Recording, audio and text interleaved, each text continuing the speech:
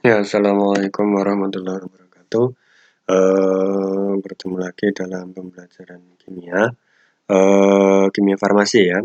Minggu kemarin kita belajar tentang asam basa menurut Arrhenius, di mana menurut Arrhenius asam itu adalah zat yang di dalam air menghasilkan ion H+, kemudian kalau basa, zat yang dalam air dia menghasilkan ion OH. Ya, kemudian setelah asam basa Arrhenius, kita masuk ke teori yang kedua, yaitu asam basa menurut Bronsted-Lowry. Ya, di mana Bronsted-Lowry ini adalah teori asam basa yang dikemukakan oleh dua orang. Yang pertama namanya adalah Johannes N. Bronsted, kemudian yang kedua adalah Thomas M. Lowry. Jadi Bronsted-Lowry ini diambil dari nama mereka berdua, Johannes N. Bronsted ini, kemudian dengan Thomas Lowry. Ya, kita langsung saja masuk ke definisinya. Teori asam basa Bronsted-Lowry, asam dalam teori asam Bronsted-Lowry itu adalah spesies ion atau molekul yang berperan sebagai donor proton atau pemberi proton atau ion H+ ya, kepada suatu spesies yang lain. Kemudian basa adalah spesies atau molekul atau ion yang bertindak menjadi akseptor. Akseptor itu adalah penerima proton atau ion H+. Jadi di sini kalau kemarin kan Arrhenius berfokus pada di dalam air ya. Sedangkan Bronsted-Lowry ini dia asam basa ini adalah sebagai zat yang memberi dan menerima. Memberi itu donor, menerima itu adalah akseptor ya. Jadi sebagai biar lebih jelasnya kita langsung saja ke dalam contoh. Di sini saya contohkan misalnya ada suatu reaksi, ada NH3 ditambah dengan H2O menjadi NH4+ ditambah OH- ya. Kita lihat di sini tadi Bronsted-Lowry itu berfokus pada donor proton atau H+ dan akseptor proton atau H+.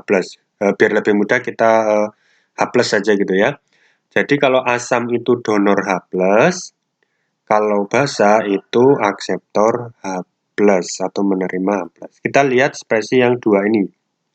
Ya, kita lihat NH3 ditambah dengan H2O. Berarti nanti dari NH3 dan H2O ini ada yang memberi dan ada yang menerima. Kita lihat dari siapa yang memberi dan siapa yang menerima, kita bisa melihat dari hasil reaksinya. Di sini ada NH4+ ditambah dengan OH-. Ya. Kita lihat di sini NH3 berubah menjadi NH4+. Hanya tadinya 3, di sini menjadi 4, berarti dia menerima atau memberi? Menerima ya. Karena dia menerima, kan tadi hanya 3. Kok jadi 4? Berarti kan dia hanya bertambah, berarti kan dia menerima ya. Kalau menerima dia sifatnya adalah basa. Kemudian H2O kita lihat di sini. H2O menjadi OH-. Hanya di sini awalnya ada 2 berubah menjadi 1. Berarti dia memberi atau menerima? Memberi. Karena memberi yang tadinya 2 diberikan 1 tinggal 1 OH- di sini ya. Sehingga H2O di sini dia sifatnya adalah asam.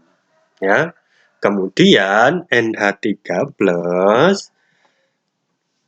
menjadi NH3 menjadi NH4+. Kalau NH3-nya basa, otomatis NH4+-nya dia akan bersifat sebaliknya, yaitu asam. Hanya saja kita tambahkan asam konjugasi. Kemudian OH- H2O karena di sini asam, pasti OH- nya dia adalah basa.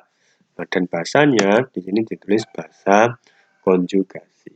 Ada juga sumber-sumber yang lain menyebutkan basa 1, asam 1, basa asam 2, basa 2, itu juga nggak apa-apa. Tapi di sini kita membahasnya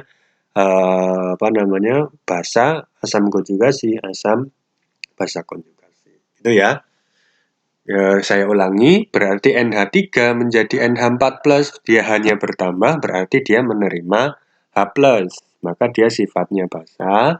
H2O menjadi OH-, hanya 2 berubah jadi 1, berarti dia memberi, maka dia sifatnya adalah asam.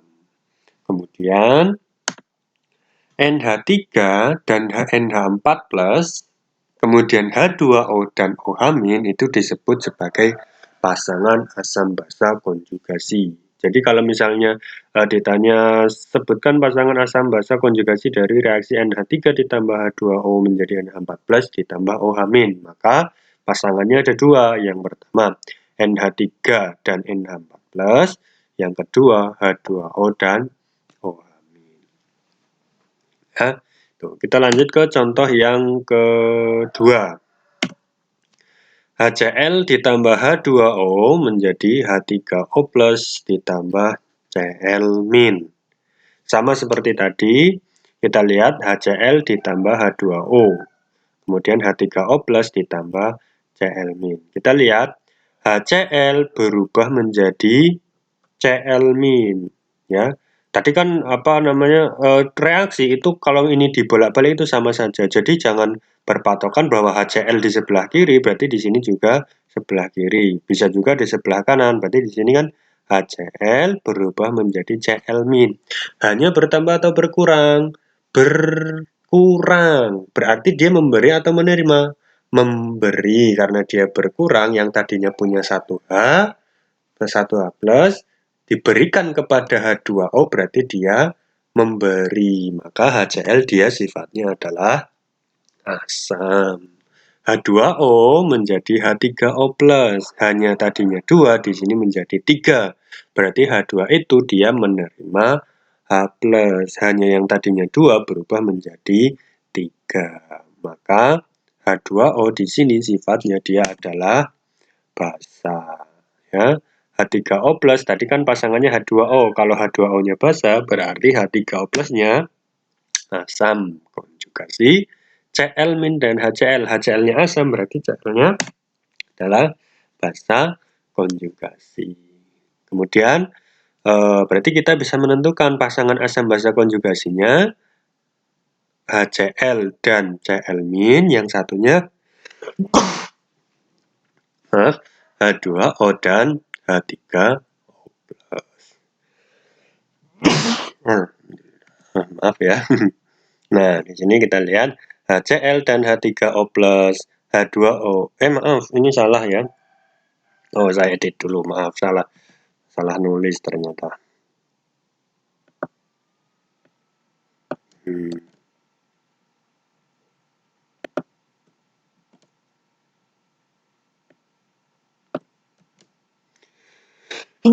Alhamdulillahirrahmanirrahim. Tadi. Kelihatan ya? Ya, ini udah benar. Berarti HCl dan Cl- adalah pasangan asam basa konjugasi, begitu juga H2O dan H3O+. Ya, jadi kalau ditanya pasangan asam basa konjugasi dari reaksi HCl ditambah H2O menjadi H3O+ ditambah Cl-, maka jawabannya adalah HCl dan Cl- atau H2O dan H3O+. Itu ya, paham tentang asam basa konjugasi. Kalau ada pertanyaan silahkan bisa ditanyakan langsung ke saya. Kemudian untuk latihannya biar lebih paham silahkan kalian kerjakan soal berikut ini ya.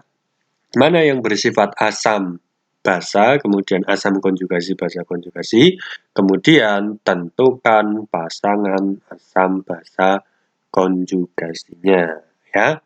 Silahkan, selamat mengerjakan. Saya tutup. Wassalamualaikum warahmatullahi wabarakatuh.